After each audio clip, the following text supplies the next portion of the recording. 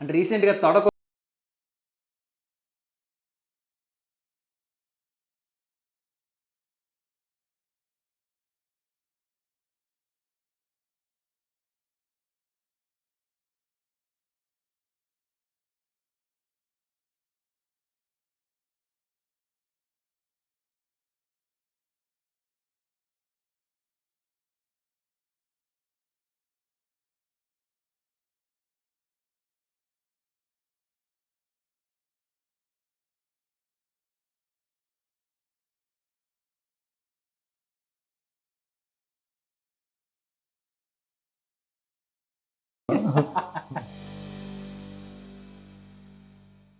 Hello guys, welcome to Filmy Focus. నేను ప్రియదర్శ్.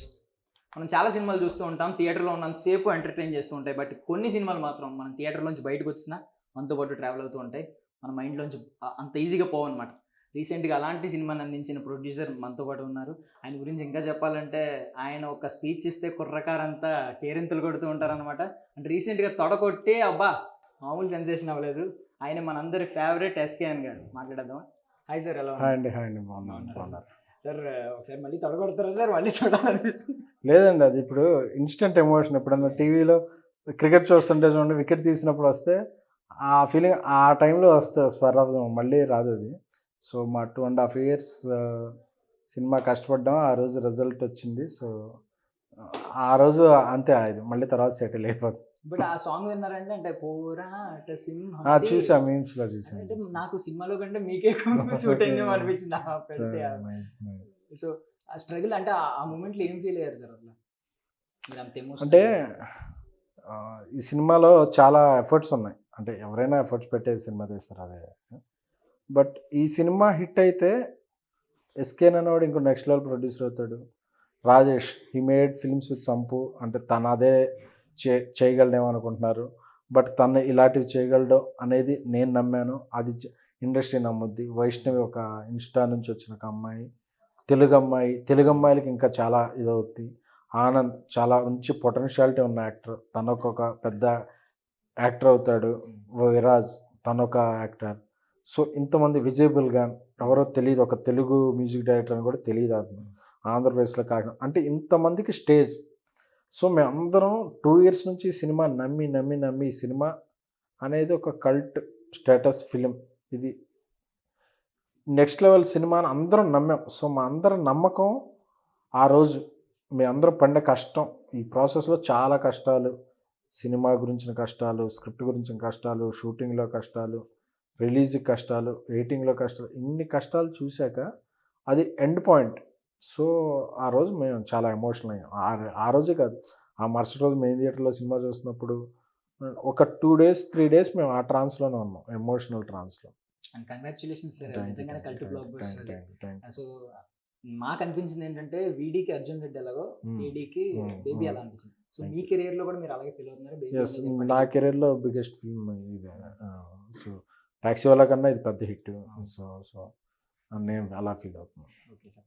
So అసల ఈ కథ చెప్పినప్పుడు ఇమాజిన్ చేసారండి ఎంత పెద్ద హిట్ అవుద్ది నిజంగానే కల్ట్ అనే యెస్. పదం అప్పటి యెస్. నుంచి? యెస్. నేను చేసినప్పుడు 'టాక్సీవాలా' చేస్తున్నప్పుడు నాకు చెప్పాడు. చెప్పినప్పుడే నేను ఇమ్మీడియేట్‌గా కనెక్ట్ అయిపోయి 'టాక్సీవాలా' తర్వాత సోలోగా నేను చేసే సినిమా ఇదే. నిజమా అన్నాడు. నిజం, నాకు సినిమా నువ్వు చెప్తుంటే నాకు, ఎందుకంటే మనోడు చెప్పినప్పుడు నాకు అప్పుడు ఇంటర్వెల్ గురించి చెప్పాడు. ఇంటర్వెల్ బ్లాక్ వరకు చెప్పాడు. చెప్పగానే నాకు ఇంటర్వెల్ బ్లాక్ ఇప్పుడు షాకింగ్ ఎలా ఉందో అందరికి థియేటర్‌లో, నాకు చెప్తున్నప్పుడు అంతే, అంతే ఇదిగా కొట్టింది. ఆ తర్వాత ఇంకా సీన్‌లొచ్చినాయి. సెకండ్ హాఫ్‌లో ఆటో సీను ఇయన్నీ వచ్చినియి. చెప్తున్నట్టు చూస్తున్నప్పుడు నాకు ఎక్సైట్‌మెంట్ పీక్స్‌కెళ్ళిపోతుండేది. అబ్బా! ఈ సినిమా ఎప్పుడు చేస్తాం, ఎప్పుడు ఆడియన్స్‌కి చూస్తాం. ఎక్సైట్‌మెంట్ నాకు చాలా పీక్‌లో ఉండేది ఈ సినిమా గురించి. సో ఇంటర్వెల్‌కి ఆ టైటిల్ అలా పడాలి అని మీరు ముందు నుంచే ఆ! ప్లాన్ ఫస్ట్ చేసుకున్నారా? ఫస్ట్ నేరేషన్‌లోనే అది. ఓకే. సో సార్ నార్మల్‌గా అంటే ఇప్పుడు ఇందులో బెస్ట్ పెర్ఫార్మన్సెస్ విషయానికొస్తే వైష్ణవి గారు చంపేశారు. అంటే అవును. ఆనంద్ గారు ఆ క్యారెక్టర్‌ని ఇప్పటికి మమ్మల్ని ఆనంద్ అనే క్యారెక్టర్ అందరిని హాంట్ చేస్తుంది. అవును. సో ఇవన్నీ ఆడిషన్స్ ఎలా అయినాయి? ఆనంద్ గారితో ఎలాగో సినిమా చేయాలని ముందు నుంచి అవును. అనుకుంటున్నారు. ఫస్టే ఆనంద్‌కి మరి చేపిచ్చేసాను. వైష్ణవి గారు, విరాజ్ గారు వీళ్ళు ఎలా వైష్ణవికి వచ్చారు? ఆడిషన్స్ తెలుగమ్మాయిని పెట్టాలనుకుని ఫిక్స్ అయ్యాం. హ్మ్. ఎవరైనా సరే తెలుగమ్మాయి అని చెప్పి. హ్మ్. సో, దీనికి స్టార్ చేస్తే బాగోదు, అప్‌కమింగ్ అమ్మాయిలు చేస్తేనే బావుంటదని నోన్ ఫేసెస్ గురించి దీనిలో కొన్ని ఆడిషన్స్ చేసాం. ఒక 5, 6 అమ్మాయిల్లో. వైష్ణవితో ఎప్పుడైతే ఆడిషన్ చేసామో ఇంకా ఆ తర్వాత ఇంకా ఆడిషన్స్ ఆపేసాం. We got the girl, she is the baby of the film అని చెప్పి డిసైడ్ అయ్యాం. సో సుకుమార్ గారి విషయానికి వస్తే ఆయన ట్వీట్ లెక్కల మాస్టర్ ఊరికే లెక్కలు లేకుండా పెట్టరు కాబట్టి ఆయన అన్నారు ఇక్కడ నుంచి ఫార్ములా మారిపోతుంది ఈ సినిమా ద్వారా. So, చాలా పెద్ద that is compliment. Biggest compliment the date for the film. ఎందుకంటే పాన్ ఇండియా డైరెక్టర్ అయిన ఆయన సినిమా గురించి ఇప్పుడు ప్రపంచం వెయిట్ చేస్తుంది. అలాంటి పర్సన్, పైగా ఆయన క్రియేటివ్గా జీనియస్ రైటింగ్లో, ఆయనే ఈ మాట అన్నారంటే రైటింగ్ చాలా ఓపెన్ అవుద్ది రైటింగ్ ప్యాటర్న్ అంటే అది నిజంగా బాధ్యతాయుతంగా తీసుకోవాల్సిన కాంప్లిమెంట్ అది. సో ప్రమోషన్స్ కూడా ఫస్ట్ నుంచి అద్భుతంగానే ఉన్నాయి. సో ఇప్పుడు మళ్ళీ ఈ రోజు ఈవినింగ్ అల్లు అర్జున్ గారితో మీటింగ్, అసలు ఏంటి సార్ ఇది? ఆల్రెడీ చాలా ప్రమోషన్స్ అయితే అవసరం లేదు ఈ సినిమా బజ్ క్రియేటివ్, మరి ఎందుకు ఈ రోజు అంటే అల్లు అర్జున్ గారు చూసి అన్నారా? అల్లు అర్జున్ గారి సినిమా చూసి నా సినిమాలన్నీ ఆయన చూస్తారు. సో చూసి ఆయన చాలా నచ్చింది సినిమా. 1.5 hour నాతోను సాయిరాజ్తో మాట్లాడి ఇంత గొప్ప సినిమా తీసినాడు. ఎందుకంటే కొత్త వాళ్ళు, ఆల్మోస్ట్ అందరూ కొత్త వాళ్ళు, ఒక తెలుగు అమ్మాయి, తెలుగు మ్యూజిక్ డైరెక్టర్, అంటే ఇంత ఎఫర్ట్స్ పెట్టి ఇలాంటి సినిమా తీసినట్టు.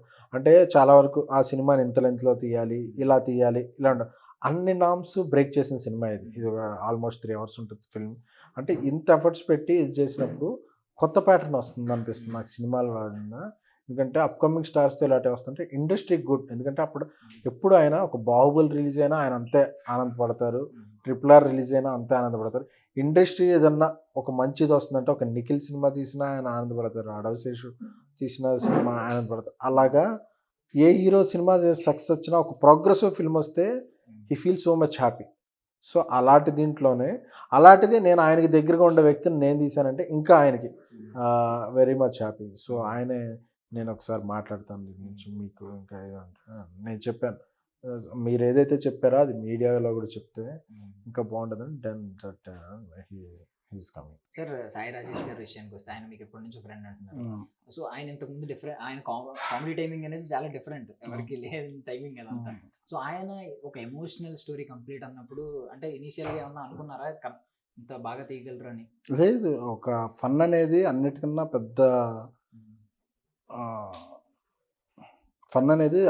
పెద్ద క్లిష్టమైన జోనర్. ఫన్ ఒకరు తీశారంటే అతను ఏ ఎమోషన్ అయినా చేయగలరు. అలాగే నాకు మారుతి గారు ఫస్ట్ నుంచి పరిచయం. ఆయన ఫన్ తీస్తారు, ఆయన ఎమోషన్ తీసినా అంతే ఇదిగా ఉంటుంది. సో నేను అది నమ్మాను. అండ్ నాకు రాజేష్ ఫస్ట్ నుంచి పరిచయం. తనలో ఎంత ఎమోషన్స్ ఉంటాయి, తన ఏ విధంగా హ్యాండిల్ చేయగలడు అనేది నాకు తెలుసు. అంటే జనరల్గా ఇండస్ట్రీలో ఒక మిస్కన్సెప్షన్ ఉంటుందంటే, ఫన్ తీస్తే అతను ఫన్నే తీయాలి, యాక్షన్ తీస్తే ఆయన యాక్షనే తీయాలి. అంటే అలా ఇదే రాజేష్ అలాంటి చట్టంలో చిక్కుపోవడం నాకు ఇష్టం లేదు, తనకి ఇష్టం లేదు. సో అందుకే బేసిక్గా ఈ సినిమాలో వాంటెడ్గా ఫన్ ఎంటర్టైన్మెంట్ ఏమి ఉండదు, అలా ఎమోషన్ డ్రైవ్తో వెళ్ళే సినిమా.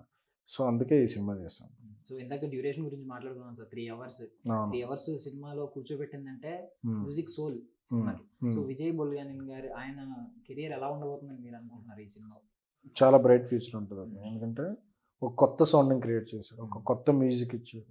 ఇప్పుడు వచ్చే మ్యూజిక్లో చాలా వరకు అంత లిరిక్ అర్థం కాదు, బట్ తను చాలా హార్మోనియస్గా అది నచ్చిన ట్యూన్ ఏంటి, లిరిక్ ఏంటి చాలా బాగుంది.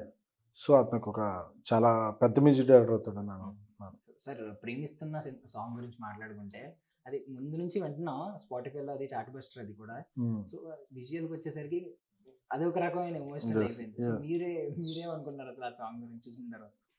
నేను చూస్తున్నప్పుడే తెలుసు కాబట్టి నాకు సెకండ్ హాఫ్ నేరేషన్ చెప్పేటప్పుడే ఆ సీన్లో ఏ చెప్పినప్పుడు నేను ఇంకా హార్ట్ఫుల్గా ఈ సినిమా అనేది నెక్స్ట్ లెవెల్ అని చెప్పి అప్పటి నుంచి నేను ఇంకా ఆ సినిమా మీద నాకున్న నమ్మకాలు ఇంకా డబుల్ అయిపోయినాయి. So we're very much confident. And అందరూ ఆడియన్స్ చూస్తున్నప్పుడు ఆ షాక్లో ఉంటారు కదా. సో మనం ఏదైతే ఈరోజు ఫీల్ అయ్యామో ఆ రోజు అందరూ ఫీల్ అవుతున్నారు అన్నది. బట్ అంటే నార్మల్గా స్పాంజ్ ఇలా వాటర్ పిండుతూ ఉంటారు, అలా పిండారు సార్ ఆ సాంగ్ మాత్రం. సో మాస్ మూవీ మేకర్స్ విషయానికి వస్తే, సో మారుతి గారు మీరు అనుకున్నది అంటే ఎలా పెట్టారు, ఎలా ఊహించుకున్నారు, ఇప్పుడు ఎలా ఉంది దాన్ని? నేను మారుతి చాలా రోజుల నుంచి ఫ్రెండ్స్. ఆయన ఫస్ట్ సినిమా కూడా నేను మా శ్రేయాస్ మీడియా శ్రీనివాస్ కలిపి ఈ రోజులో చేసాం. సో అందరిలాగే కొంతమంది డైరెక్టర్లు ఆయన బ్యానర్ ఉండాలనుకుంటారు కదా, అందుకని ఆయన కూడా ఒక మార్చి టాకీస్ అని పెట్టారు ఎత్తువాడు. బట్ ఆయనకి ఏంటంటే చూసుకోవడం అది కొద్దిగా ఆయన క్రియేటివ్లో ఉన్నప్పుడు మిగతా ఆయన ఇచ్చిన ఫ్రీడమ్ని వేస్ట్ చేసుకునేవాళ్ళు కొంతమంది డైరెక్టర్లు. సో అందుకని చెప్పి నేను చెప్పాను డాలి నేను ప్రాపర్గా చేద్దాం, ఎందుకంటే నీ నేమ్ పాడవకూడదు అని చెప్పి. So floated this banner. So క్రియేటివ్గా ఆయన బిహైండ్ ఉంటారు, ఎగ్జిక్యూషన్లో ఫ్రంట్ ఫేస్ ఉండి అన్నీ చూసుకుని ఎప్పుడు ఇంకా ఆయన పేరు ఎప్పుడు పడకూడదు, ఆయనకి ఎప్పుడు డబ్బులు పోకూడదు, ఆయన కొన్ని మేము అనుకునే సినిమాలు తీయాలి అని చెప్పి ఈ బ్యానర్ ఫ్లోట్ చేశాం. అండ్ జనాల్లో కూడా చాలా బాగా వెళ్ళింది కదా. అవును. సో సార్ మూవీలో కొన్ని చిన్న చిన్న వాటి గురించి మాట్లాడుకోవాలండి. సార్ ఫాదర్ ఒక్క చిన్న డైలాగ్తో, అంటే చేయి పట్టుకునే డైలాగ్తో ఫాదర్ గొప్పతనం చూపించారు. అవును. మదర్ యొక్క గొప్పతనం అక్కడ చూపించారు. అవును. నేను ఉంటాను అదే అవును. అన్నిటికన్నా గొప్ప ప్రేమ అని. అవును. సో ఇంకేదో కొంచెం కట్ చేశారు యూఎస్కి మనకి అని చెప్పి. అది ఒక లెంత్ ఏమన్నా తగ్గిద్దామా ఏంటి అనే దీంట్లో ఒక 40 seconds 1 minute పెట్టేది ఒకటి చిన్న డైలాగ్ ఎమోషన్ కట్ చేసాం. మళ్ళీ సెకండ్ వీక్ నుంచి అదైనా యాడ్ చేసే ప్రయత్నం చేస్తున్నాం. సో కొంతమంది మిమ్మల్ని ఈ వీటిలో ప్రెస్ మీట్స్లో అది అడుగుతూ ఉన్నారు కదా, అంటే లాస్ట్లో హీరో ఎందుకు యాక్సెప్ట్ చేయలేదు, చిన్న చిన్న హీరో ఎందుకు యాక్సెప్ట్ చేయలేదు తిరిగి వచ్చి అంటే ఇప్పుడు ఏ హీరో యాక్సెప్ట్ చేయాలి? ఇప్పుడు మరి అప్పుడు విరాజ్ ఒకడే అయిపోతాడు కదా, ఇద్దరు యాక్సెప్ట్ చేస్తే బాగోదండి. విరాజ్ అక్కడికి జస్ట్ ఎండ్ అయ్యారు కదా సార్ కొంచెం. లేదు ఎలా ఎండ్ అయ్యాడు అసలు? లేదు అసలు అదే ఇద్దరు హీరోలు అన్నప్పుడు ఇద్దరు ఎవరికి అన్యాయం చేయకూడదు కదా. పాపం మరి హీరోయిన్ ఎందుకు సార్ బ్యాడ్ చేయాలనుకుంటున్నారు, ఎందుకు చేసి బ్యాడ్ ఎక్కడైంది? అంటే ఫ్యామిలీ ప్రెషర్ వల్ల లేడీస్ అలా మూవ్ ఆన్ అవ్వాల్సి వస్తుంది. అంటే ఇప్పుడు మనలో చాలామంది లవ్ చేస్తారు, లవ్ ఫెయిలియర్ అవుద్ది. ఎంతమంది లైఫ్ లాంగ్ పెళ్లి చేసుకోకుండా ఉంటారు? ఒక 2% 3% అందరూ పెళ్ళిళ్ళు చేసుకుంటారు కదా. కాకపోతే ఒక సంవత్సరం తర్వాత, ఒక సంవత్సరం తర్వాత ముందో, ఒక సంవత్సరం అని టైం అనేది అందరూ పెళ్లి చేసుకుంటారు, అందరూ ఫ్యామిలీలు ఉంటాయి. ప్రతి ఒక్కరికి ఒక లవ్ స్టోరీయో ఒక బ్రేకప్ స్టోరీయో ఉంటుంది. అలానే ఎవరో పెళ్లి చేసుకోకుండా అయిపోవట్లేదు, ఎవరో పిల్లలు కనకుండా ఉండట్లేదు. అది అలాగా జరిగే ప్రాసెస్. లైఫ్లో మూవ్ అని ఒక ఇన్సిడెంట్ ఏదో జరుగుద్ది అంటే నా లవ్వే లైఫ్ కాదు, లైఫ్ అనేది బియాండ్ లవ్. సో ఎవరు అక్కడ ఆగిపోకూడదనే సినిమాలో చూపించిన విధానం. ఎందుకంటే అక్కడతో ఎండ్ అయిపోతే అలాగా లైఫ్ అనేది ఎప్పుడు మనం ముందుకెళ్ళాలి. సార్ మీరు మీ నెక్స్ట్ ఫిల్మ్లో నన్ను ఖచ్చితంగా మీ టీంలో తీసుకోవాలి, ఎందుకంటే నేను బయట చాలా మంది మీ సినిమా తరపున నేను సమాధానం చెప్తున్నాను. అంటే నిబ్బి నిబ్బా స్టోరీ అని ఎవరో అన్నారు నాతో చాలా మంది. అంటే వాళ్ళు చెప్పింది ఫస్ట్ లో మొదలైతే ఆ ఏజ్లోనే అని చెప్పాను. మళ్ళీ హీరోయిన్ ఎందుకు ఇలా డైవర్ట్ అవుతుంది ఇలా ఉందంటే ఆ ఏజ్ గ్రూప్లో అలాగే ఉంటుంది, మైండ్ సెట్ కరెక్ట్గానే చూపించారు, రియాలిటీకి దగ్గరగా అని చెప్పారు. సో నేను చెప్తున్నాను కాబట్టి నెక్స్ట్ మూవీలో మీరు నన్ను మార్కెటింగ్లో తీసుకోవాలి. అలాగే తప్పకుండా ఇంటర్వ్యూ ఆపేసి అది మొదలు పెడదాం. Sir thank you so much sir, me valuable time ఇచ్చారు. అండ్ ఇలాంటి సినిమాలు ఇంకా కొత్త ఫార్ములాస్ మీరు ఇక్కడ నుంచి తీసుకురావాలని మనస్ఫూర్తిగా కోరుకుంటున్నాను. Thank you so much. That's all for now. This is Darshan signing off.